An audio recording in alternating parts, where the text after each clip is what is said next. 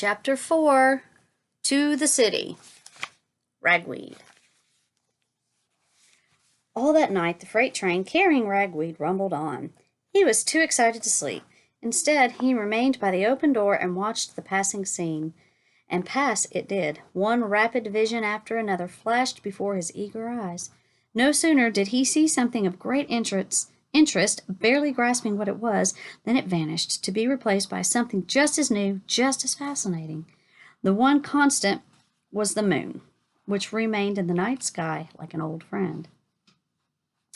At first, there were many trees, but there were fewer as the train rushed on.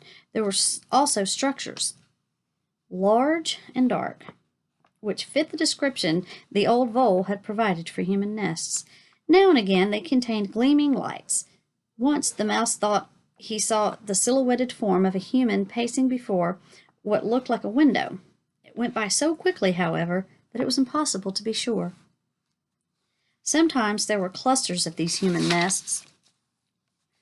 Ragweed, again recalling the vole's voice, decided these clusters were towns. It made him wonder where the train was heading. Not that there was any question about getting off while it was moving. That would have been foolish. But then, when the train stopped, should he jump right off away or wait? Should he jump off right away or wait for some other place? Laughing at himself, Ragweed acknowledged the wondering fact that it did not matter where he got off. Everything he saw and did would be new. It was just the life he deserved. So he sat and watched thirsted for more. The train, clacking rhythmically over the rails, rushed on through the night. Now and again, its whistle blew, long, low, and melodic. It was the most powerful sound that Ragweed had ever heard. He decided it was the train's song, the song of a wanderer, a song about a heroic search for adventures far from home. Humming along, he made it his own.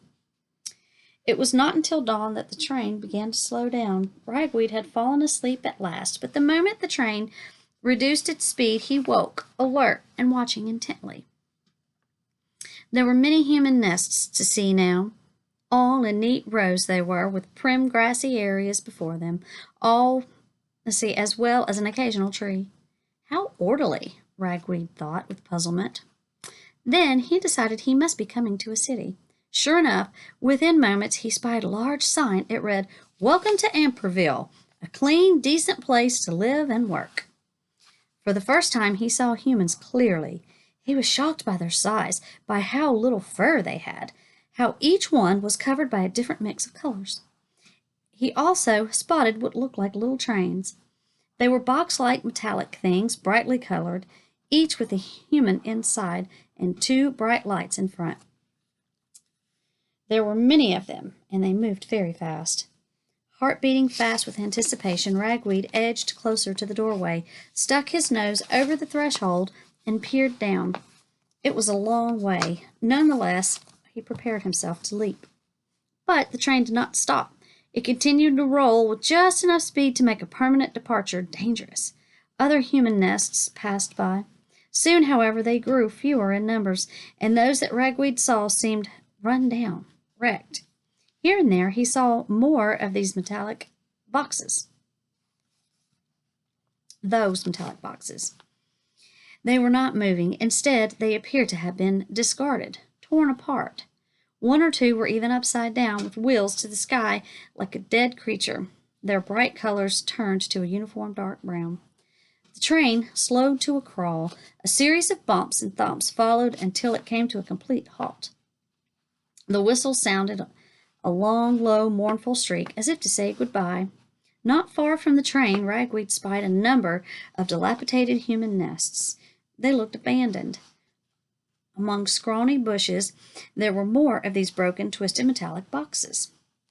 Closer by a heap of objects containing food bits, bottles, cans, boxes, papers, the sorts of things, or closer by was a heap of objects containing food bits, bottles, cans, boxes, paper, the sorts of things that sometimes mysteriously found their way to the brook.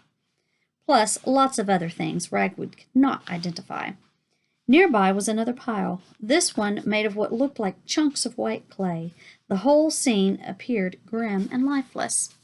Then he glanced down at the ground right beneath him, sitting amid the gravel, a long fluffy tail waving menacingly, was a large, furry, white beast. In all his life, Ragweed had never actually seen a cat. Like all mice, however, he knew a great deal about them by the way of countless scary stories. So it was that Ragweed needed only to see Silversides to know that here was a cat, and she was his enemy. Sure enough, the cat called out in a shrill, angry voice, "If I were you, Mouse, I'd keep going. Amberville doesn't like strangers. Certainly not strangers who are mice. This is a clean, decent place." To make her point, she opened her mouth wide, revealing a pink tongue, a deep, dark gullet, and many sharp white teeth. Ragweed was too horrified to say or do anything. Not so the cat. She hissed, then spat, spewing upon Ragweed. The next moment, though she had been sitting, she leaped into the boxcar. She would have landed right on Ragweed if the frightened mouse had not lost his footing and tumbled. Landing on the gravel by the side of the train tracks, a frantic Ragweed twisted around and looked up. The white cat glared angrily down at him from the boxcar. "If you're looking for a fight, mice, you've come to the right town," she said. Tensing her muscles, she prepared to jump again. Ragweed did not wait. He bolted up and began to run as fast as he could. A thud sounded behind. Without looking, he knew the cat was after him. "Outsider!" Silverside screeched. "Stranger!" Searching desperately for a place of safety, Ragweed dashed on. He stole a glance over his shoulder. The cat was lopping along behind him, a horrid grin upon her face. She was enjoying the chase. "Get out of town, Mouse!" she screeched. "Felines first! Fear rules! Leave on your own before you're dragged out by your tail!" Desperate, Ragweed dove into the jumble of junk he'd observed from the boxcar and crawled into a can, only to find himself knee-deep in a gooey red sauce. Almost faint from the fumes, he shot out of the can and became momentarily entangled in a twist of wires. Pulling free, he paused to listen. The cat was right behind him. From the wires, Ragweed squeezed under moldy pages full of words, worked his way around some collapsed boxes. The words "cornflakes" were on one of them, then crawled over old pickles and reeking tubes of decaying food. That brought him to the other side of the pile. He looked out. 15 yards in front of him were some run-down human nests, but before them sat one of those large metallic boxes of a rusty brown color. Not only did the box appear to be broken, but its wheels were hard to see, sunk deep into the earth. On the side of the one nearest Ragweed was a small hole at ground level. He was sure that if he could get through that hole, he would be safe from the cat. Crouching, he listened intently for some hint as to the cat's location. What he heard was more pushing and pulling, suggesting the cat was still behind him, but getting closer. Ragweed was sure he had no choice. To stay meant certain death. He had to bolt. "Farewell, Mom," he whispered. "Farewell, Dad." With that, he galloped out from beneath the pile. Almost instantly, there was a hideous yowl behind him. Without looking, Ragweed knew the cat was on his tail. This time, she was not holding back. The mouse ran as he'd never run in his life. Great bounding, stiff-tailed leaps that took him closer and closer to the metal box. But when he reached it, he discovered to his horror that the hole was blocked from the inside by a piece of wood. Desperate, he clawed at the wood. It did not budge. He looked back. The cat was crouching barely a yard away, belly low to the ground, yellow eyes fixed on him like daggers, sequins flashing, claws flexed, tail waving, rump wiggling. The cat was preparing her deadly pounce. End of chapter 4. Uh-oh, Ragweed, you might be in trouble.